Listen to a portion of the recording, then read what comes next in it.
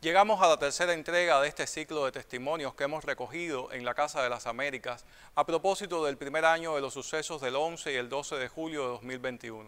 A pesar de la avalancha de vaticinios y noticias falsas y en medio de desafíos muy complejos, la revolución cubana sigue viva, vigente y atendiendo más que nunca a las necesidades de su pueblo. Junto a cubanas y cubanos de muy diversas profesiones, se ha sumado hoy a este empeño la voz de Manolo de los Santos, director ejecutivo de The People Forum y uno de los protagonistas de la Cumbre de los Pueblos de Los Ángeles.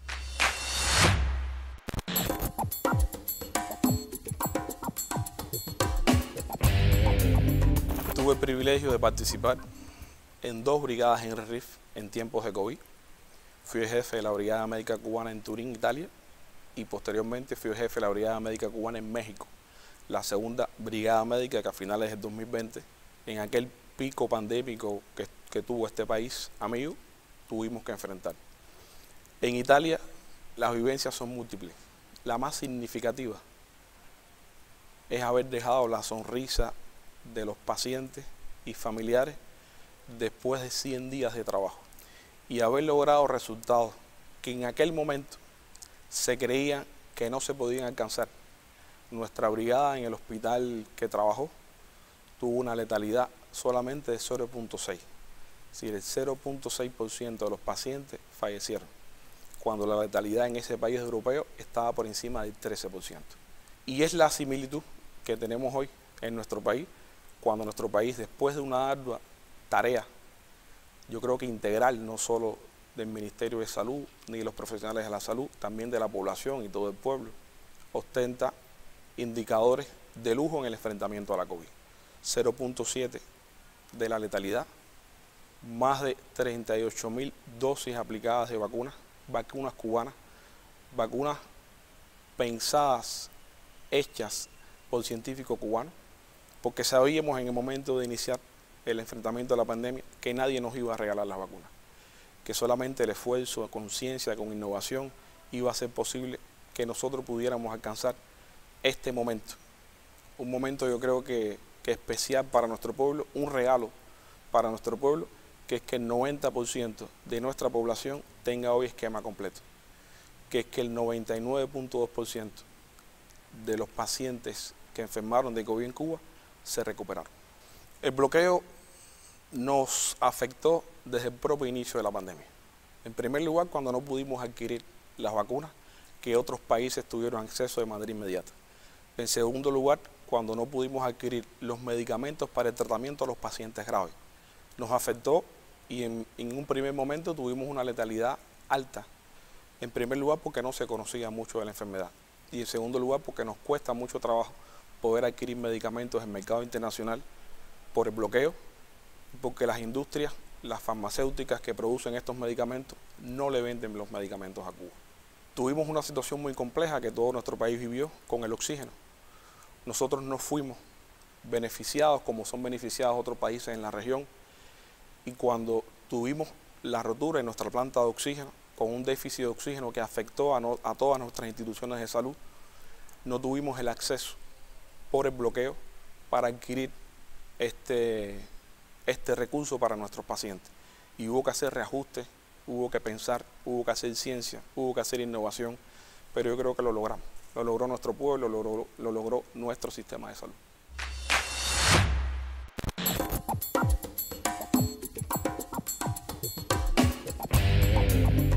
Nuestros niños hoy han regresado a las instituciones educativas luego de un periodo de confinamiento.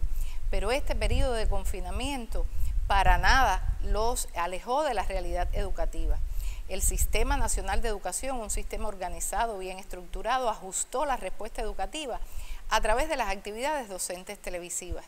Para ello contó con su canal educativo, creado por nuestro comandante, con este mismo fin, con el fin de utilizarlo para las actividades educativas. Y utilizando este canal y con nuestros recursos humanos, ese ejército de maestros comprometidos, planificamos los contenidos esenciales de los diferentes grados y niveles para que desde las casas se lograran vencer los principales conocimientos en correspondencia con los grados en los que se encontraban los estudiantes. Graduamos también y ajustamos los métodos, los procedimientos y hasta las formas de evaluación.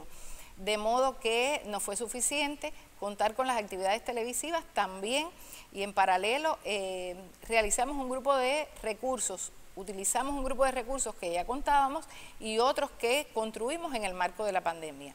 Estamos hablando del portal Cubeduca, donde todas estas actividades televisivas fueron depositadas allí y que de manera gratuita las diferentes familias lo podían utilizar. Pero además, otras actividades complementarias como por ejemplo el repasador en línea, maestros que estaban en servicio a las 24 horas y que a través del servicio telefónico las familias y los alumnos podían interactuar para esclarecer dudas, hacer sugerencias. La manera en que nuestra sociedad está organizada contribuyó al trabajo colectivo, de conjunto con el Centro de Neurociencias, con la Universidad de La Habana, con la Universidad de Ciencias Pedagógicas y el Ministerio de Salud Pública.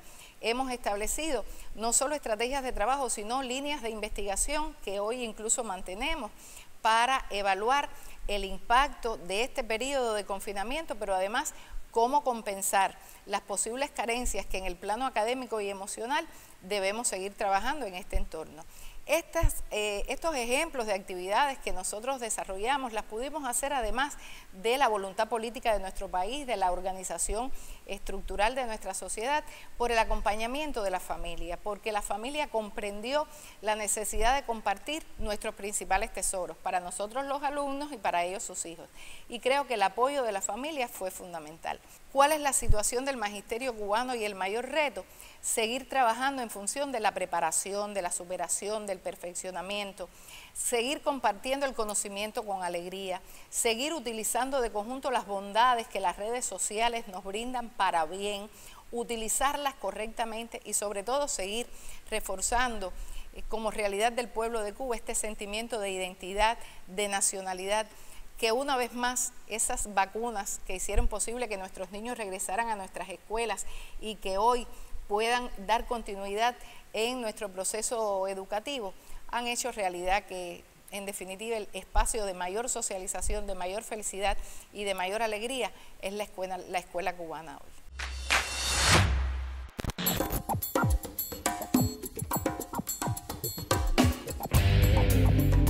Hemos acompañado en este 2021 a la comunidad científica a transformar el sistema de ciencia, tecnología e innovación. Es importante la ciencia, pero es tal vez mucho más importante la innovación, porque vemos que la innovación no depende únicamente de la producción de conocimiento. La innovación necesita que ese conocimiento se convierta entonces en nuevos productos, en nuevos servicios, en nuevas capacidades y nuevo bienestar para el desarrollo del país y para el desarrollo de Cuba. Y en este sentido hemos estado introduciendo, aún en medio de la pandemia, nuevos programas nacionales que lo que buscan es precisamente aunar a la comunidad científica cubana en función de las demandas de conocimiento, y muchas son también demandas de innovación, de las agendas propias de los gobiernos locales, de los gobiernos territoriales, las agendas propias de los ministerios. Ese tránsito de un sistema de ciencia a un sistema de innovación abarca a todos los actores económicos. Por tanto, para nosotros es tan importante una buena universidad, un buen centro de investigación, como una buena empresa estatal socialista, como un buen trabajador por cuenta propia, como un buen campesino, como una buena MIPYME, sea privada o estatal. Lo importante es que use ese conocimiento en función de generar nuevos productos y servicios para el beneficio de nuestro pueblo. Y aquí también es muy importante el hecho de que se ha identificado que sí es importante la producción de conocimiento, como su uso, es también muy importante esa interacción, esa integración, esa conexión que nuestro presidente ha visualizado como una debilidad de nuestro sistema, y es precisamente por eso que estamos impulsando, entre otras cosas, nuevas figuras económicas, como los parques científicos tecnológicos, que ya tenemos hoy uno en La Habana y otro en Matanza, las empresas de interfase en las universidades, hoy tenemos en la CUJAE, hoy tenemos en la Universidad Central de Las Villas, las fundaciones, cuyo experimento inicial lo tenemos en la Universidad de La Habana, como figuras que conectan cada vez más el conocimiento de los productores de conocimiento a ese tejido empresarial, a ese tejido productivo, que es tan importante para el desarrollo económico del país. Y yo creo que el colofón de este momento en el ámbito de la innovación, de la ciencia en Cuba, ha sido el impulso por parte del propio presidente del sistema de gestión de gobierno basado en ciencia e innovación, que no es nada más que buscar que cada cosa que hagamos, que cada nuevo impulso que demos a una tarea importante del país, lo hagamos basado en la ciencia y lo hagamos basado en la innovación. Y es también un modelo nuevo de gobernanza, un modelo de participación. Hemos podido acompañar al presidente en los intercambios con los académicos, con la Academia de Ciencias de Cuba, en los intercambios con expertos, con campesinos, con productores, para el ámbito de la producción de alimentos, en el ámbito de la transformación digital, en el ámbito de las energías renovables. Y es un mensaje muy importante a que estamos siendo muy coherentes con el mensaje de nuestra Constitución, de que la ciencia y su sistema de ciencia, tecnología e innovación es una herramienta imprescindible para el desarrollo económico y social del país.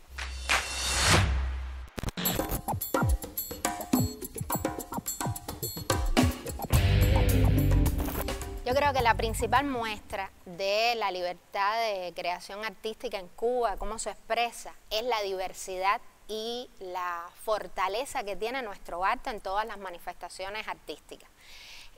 Hay que recorrer Cuba, ver nuestros escenarios, visitar nuestras galerías, nuestros teatros, nuestros espacios, para darse cuenta realmente de cómo se ha ido desarrollando la obra artística en nuestro país. Al mismo tiempo, yo creo que pudiéramos hablar de cómo la política cultural de la Revolución Cubana trabaja en función de la formación de público, que también se convierte en una garantía para esa creación artística, porque ¿de qué valdría una libertad de creación sin un público que recepcione precisamente todas esas muestras? Y hay un detalle muy importante, y es cómo Fidel crea, incluso antes de Palabra a los Intelectuales, las escuelas de instructores de arte, porque esa vocación de que el arte se desarrollara en cualquier espacio de nuestro país siempre estuvo como parte de la política cultural de la Revolución Cubana. En Cuba, por ejemplo, las principales decisiones que se toman en las instituciones culturales, digamos, los premios nacionales, ¿cómo se deciden? Lo deciden un grupo de funcionarios en una oficina que no están en relación directa con los artistas. No es el caso. En Cuba, los principales premios se deciden de conjunto con los artistas, con premios nacionales, con importantes figuras de cada una de las manifestaciones. Los eventos artísticos que se realizan en nuestro país, la mayoría de ellos lo coordinan precisamente artistas. Es trabajo de conjunto que se realiza con las instituciones. Podemos poner el ejemplo del libro. ¿Quién decide los planes editoriales? Precisamente comisiones de escritores, de artistas que de conjunto con las instituciones deciden, y se trabaja en función de esa diversidad literaria que existe en nuestro país. Entonces, yo creo que este tema de cómo se trabajan los públicos, cómo se ofrecen garantías reales para esa creación artística, es uno de los elementos más relevantes.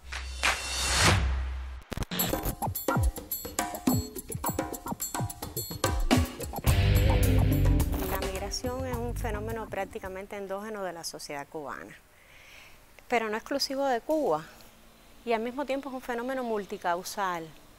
Es decir, aunque, y sobre todo en la actualidad eso se corrobora, las condicionantes de tipo económico, es decir, los factores económicos, las motivaciones también de ese carácter son las que de alguna manera en la mayoría de los casos llevan a las personas a tomar la decisión de emigrar.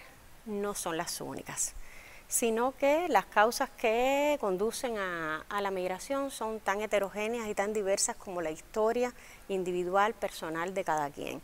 Y se entrecruzan factores de índole también familiar, el rol de las redes sociales en ese proceso, redes no solo de tipo familiar, sino también profesionales, de personas en sentido general, sociales en su más amplio sentido. Los migrantes cubanos tienen características diferentes según las diferentes etapas en que han salido desde Cuba. Y al mismo tiempo también se han venido modificando la política migratoria cubana, atemperándose a cada contexto sociohistórico. Desde los primeros momentos, desde fecha bien temprana del proceso revolucionario del periodo de 1959 hacia acá, ha habido una intención por normalizar las relaciones, sobre todo en el ámbito migratorio. ¿Y las migraciones con quién? En primer lugar, con el principal destino migratorio de los cubanos, que es Estados Unidos. No el único. La migración cubana no se dirige únicamente hacia los Estados Unidos, sino que hay toda una diversidad de países en las diferentes regiones del planeta donde se asientan los cubanos, pero como sabemos históricamente y también se ratifica en la actualidad, el principal destino migratorio ha sido los Estados Unidos. Entonces, tomando en cuenta las características y los diferentes momentos en que se ha producido esa migración, vemos que hay una modificación con el paso del tiempo hasta llegar a nuestros días. Y con todo lo que antes describía, los esfuerzos que se vinieron dando, las transformaciones también del contexto económico, político, social de la sociedad cubana, los cambios generacionales que se produjeron también dentro de la sociedad cubana, demográficos también, y a su vez en las diferentes generaciones que también iban emigrando y que fueron haciendo de esa migración fuera de Cuba, de esa inmigración en Estados Unidos o en otros lugares donde se han asentado un sector cada vez más heterogéneo, entonces han producido también que un cambio en la mirada hacia la migración, un cambio también en el tratamiento al tema migratorio. Cuba desde ese punto de vista defiende, mantiene, la posición de Cuba es defender el derecho de los cubanos a viajar, a migrar, a retornar si lo desean, pero defiende que esa migración sea con el menor costo en términos de vidas humanas, de riesgos para las personas que protagonizan o que realizan esas trayectorias migratorias.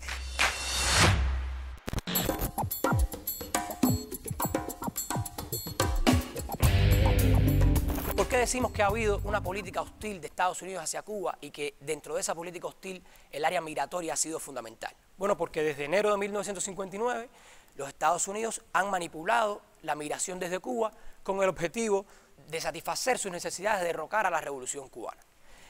Para ello generaron una política migratoria de admisión de los cubanos flexible que ha permitido que los cubanos lleguen a ese país y tengan privilegios que no tiene ningún otro migrante en el mundo, o privilegios que son muy particulares para los cubanos. Eso, de un lado, ha provocado que en el cubano exista la percepción de que por haber nacido en este país tiene el derecho de emigrar a los Estados Unidos, de ser admitido en los Estados Unidos, y también el convencimiento muy singular de que sin importar los medios y las vías que se utilicen para migrar hacia los Estados Unidos, ese migrante podrá cumplir con su objetivo o con su aspiración de convertirse en un residente legal de los Estados Unidos. Esos son elementos fundamentales en la política de Estados Unidos hacia Cuba, de la política migratoria de Estados Unidos hacia Cuba, que lamentablemente han generado un montón de pérdidas y afectaciones a la familia cubana, han generado afectaciones en vidas, cubanos que han fallecido en el Estrecho de Florida, cubanos que han enfrentado situaciones de vida muy difíciles cruzando Centroamérica hacia los Estados Unidos y que vemos todavía en estos días se ven también esas condiciones. También ha provocado un estímulo y favorece hechos delictivos vinculados al acto migratorio, como son la trata de personas, como son el fraude migratorio y como son el tráfico de personas. Y otro elemento significativo es que ha generado inestabilidad en la región latinoamericana. Esos son elementos que no deben dejar de tenerse en cuenta. También hay que decir que esta estimulación ha estado acompañada de la dificultad que impone el bloqueo a la vida de los cubanos. No hay que explicar mucho más a qué nos vemos sometidos los cubanos cada día en ese enfrentamiento al bloqueo, en esas dificultades que nos impone el bloqueo económico, financiero y comercial. Y otro importante elemento es que desde septiembre del año 2017, Estados Unidos, sin justificación, cerró su consulado en La Habana, dejó de ofrecer servicios migratorios y consulares a los cubanos en La Habana y decidió que estos cubanos debían ir a un tercer país a realizar sus trámites migratorios, lo que ha provocado incremento de los costos, incremento de la peligrosidad de esos trámites y ha generado que Estados Unidos no cumpla por 4 años consecutivos, 2018, 2019, 2020, 2021, y va en camino de incumplirlo también en el año 2022, ha incumplido con su compromiso de otorgar un mínimo de 20.000 visas anuales a inmigrantes cubanos hacia ese país. Lo que han logrado hacer ha sido un promedio de alrededor de 4.000 visas cada año. El propio Departamento de Estado reconocía en un informe del Centro Nacional de Visas de esa entidad en noviembre del año pasado que habían alrededor de 90.000 cubanos con procesos de visado pendientes de llegar a los Estados Unidos, de culminar su proceso migratorio. Eso te da una idea de la magnitud del impacto que ha tenido el cierre de los servicios consulares en La Habana sobre Cuba. Lamentablemente, hasta este momento, el gobierno de Estados Unidos solo ha iniciado algunos trámites limitados en su consulado en La Habana, trámites que han estado directamente restringidos solo a padres de familiares estadounidenses y recientemente, es decir, hace unas semanas, lo ampliaron a hijos y esposos de ciudadanos estadounidenses. Y en el área de las medidas económicas lo que han tomado han sido medidas de carácter limitado, que no retrotraen o no levantan todas las medidas tomadas, no solo del bloqueo, sino tomadas y fortalecidas por el presidente Trump anteriormente.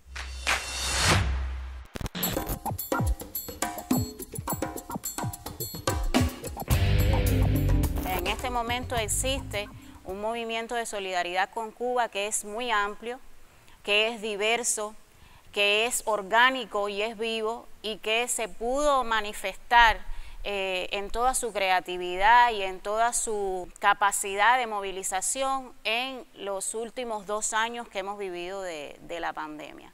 El movimiento de solidaridad con Cuba nos ha estado acompañando en nuestras principales batallas. Basta mencionar los 16 años que estuvieron junto a nosotros por la devolución de los 5 héroes y de esa misma manera han estado con nosotros en los momentos difíciles como han sido las últimas agresiones del gobierno de los Estados Unidos, tanto desde el punto de vista económico como en las redes sociales.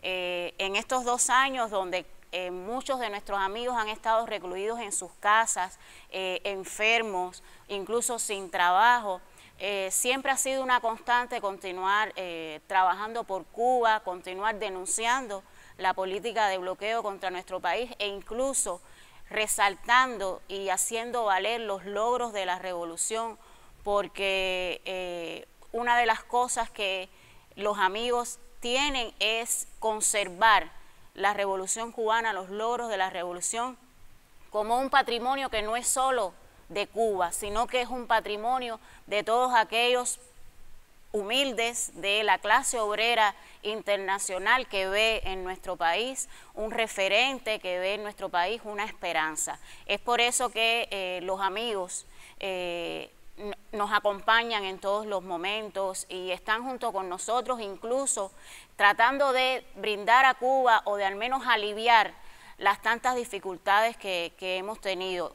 Entre las acciones que nosotros encontramos, además de todas esas manifestaciones y plantones y protestas que se han dado lugar en parques, en plazas, frente a las misiones diplomáticas de los Estados Unidos, está también la mano de aquellos que han puesto un medicamento, que han recogido una caja de jeringuillas, que han enviado material médico, equipamiento médico para ayudar a Cuba en la difícil situación en la que hemos estado en estos últimos años.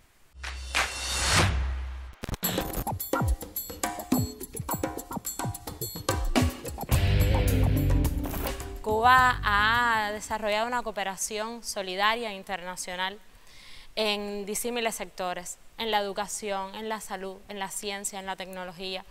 Cuba ha ayudado a emanciparse a varios países, ejemplo de ellos África. Nuestros hermanos africanos, cada vez que hablamos con ellos, sienten una gran admiración y gratitud hacia Cuba por lo que hemos ayudado a ese continente. Ellos siempre nos recuerdan lo que le decía Mandela, que Cuba ha sido el único país que fue a ayudarlos a lograr su libertad y no fue a llevarse nada de ese continente. Otro ejemplo de cooperación y solidaridad en nuestra isla es la Escuela Latinoamericana de Medicina, donde se han formado disímiles profesionales que han llegado a sus países a implementar los conocimientos adquiridos en Cuba. Un ejemplo reciente que tenemos es de la COVID-19. Cuba venció a la pandemia, pero también ayudó a muchos países a vencer ayudó a muchos países a salir de situaciones críticas. Siendo un país que pasa por una gran crisis económica, que tenemos problemas a lo interno, no nos hemos cerrado a resolver nuestros problemas en la isla, sino también que nos hemos ocupado de ayudar a otras naciones a salir de las situaciones en las que están, todo como una gran patria internacional. En nuestro país, este año, por ejemplo, en el evento de solidaridad con Cuba, en inicios de mayo, conocimos a muchos amigos que vinieron a visitar a nuestro país, a ver con sus ojos la realidad cubana, que no es siempre la que ven en las redes sociales, las que les muestran las fake news. Y quedaron maravillados con nuestros procesos, con la forma de participación de la población en el proceso de consulta del Código de la Familia, que no tienen referentes similares en sus países. Pero también quedaron impresionados con la comunicación directa que tiene la población con nuestros dirigentes y sobre todo con el presidente Díaz-Canel, que les es ajeno en sus países con sus propios presidentes. Conocimos también de esos amigos de muchísimas historias de vida. Un muchacho me contaba cómo había perdido amigos en tiroteos, otro me comentó que había tenido que emigrar a otro país por motivos de discriminación, y una muchacha estadounidense que conocí en el evento de solidaridad, mientras conversaba con ella en una visita a un barrio en transformación, me comentaba que perdió a su mamá en diciembre en un hospital de Estados Unidos porque no tenían los recursos económicos para salvar su vida a tiempo. Y son amigos que basados en problemas que han tenido, otros que los ha ayudado la solidaridad de Cuba a vencer problemas de salud y que ven a Cuba como un referente de que es posible tener un mejor modelo en sus países, lograr mejores condiciones para la población de igualdad, de inclusión social. Están dispuestos a apoyarnos, a ser solidarios con Cuba. En las redes sociales están dispuestos a ayudar a Cuba contra la campaña de desestabilización, la campaña mediática que se lleva contra nuestro país, y a seguir ampliando la campaña de solidaridad que se lleva a favor de nuestra isla.